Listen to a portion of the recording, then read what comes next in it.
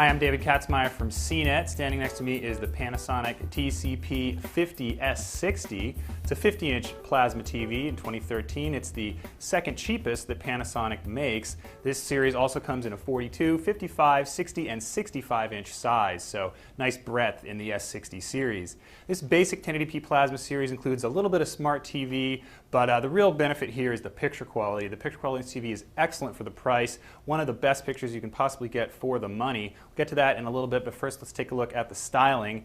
Panasonic didn't try to do too much with the exterior of their set. It's a pretty basic black all around. The bezel is relatively thin, this glossy black. There's also a little bit of accent mark above and below. The stand does not swivel, but it is pretty low profile, so all in all a very understated design. Feature set on the S60 is bare bones. The top of the list is this Smart TV suite. It's really not like the Smart TV suites of the step-ups, Panasonics, or even the Samsungs and LGs of the world. However, it's extremely basic. You really only get 6 apps: Netflix, Amazon Instant, Vudu, Hulu Plus, Cinema Now, and YouTube. That's really all most people are going to want, however. Most people don't really utilize all those umpteen other apps found on a lot of those Smart TV suites, so in that way, if you like simple, this is pretty good. Panasonic also has built-in Wi-Fi, so that's a nice touch.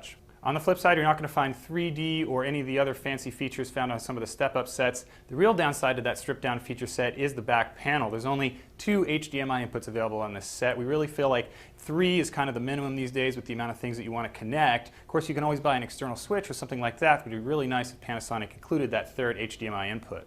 Other connectivity includes a pair of USB ports and a component video port. This set is also missing the SD card slot found in its step-up brethren. Picture adjustments on the S60 are actually pretty extensive. You can go into the newly redesigned and much better menu system and find things like a color management system as well as 5 different picture presets. There's also a few settings that address image retention, which with a plasma TV like this, if you use it normally, isn't a big deal at all. As I mentioned, the real story here is picture quality for the money. The S60 isn't quite as good as the ST60 we reviewed a little bit earlier, but it is spectacular. The real strength is deep black levels. When you get into a dark room, the blacks on this TV are as inky as any you'll see. The downside happens when you turn up the lights, however. Under bright lighting, this TV's image does wash out because it doesn't have the same kind of dark screen finish found on more expensive plasmas. So for extremely bright rooms, I think this TV is not the best choice, but if you do have pretty good control over your ambient lighting, it's an excellent deal.